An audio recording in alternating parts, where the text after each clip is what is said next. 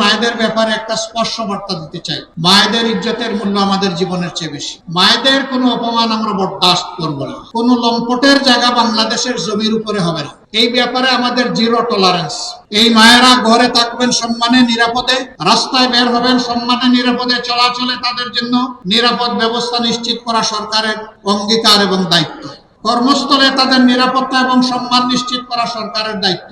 তারা নির্ভয়ে নিঃসংকোচে মনের প্রশান্তি নিয়ে স্বস্তির সাথে দেশ গড়ার কাজে পুরুষদের পাশাপাশি তারা অবদান রাখবেন ইনশাআল্লাহ। বলবেন ইসলামী সমাজ হলেও কি হবে?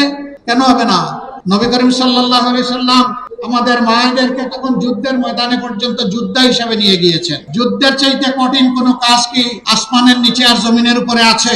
সেই কাজে যদি আল্লাহর রাসূল সাল্লাল্লাহু আলাইহি সাল্লাম নিজেই মহিলাদেরকে সম্পৃক্ত করে সম্মানিত করে থাকেন, হু আই এম, আমি কে, তাদেরকে কর্মক্ষেত্র থেকে বিরত রাখা।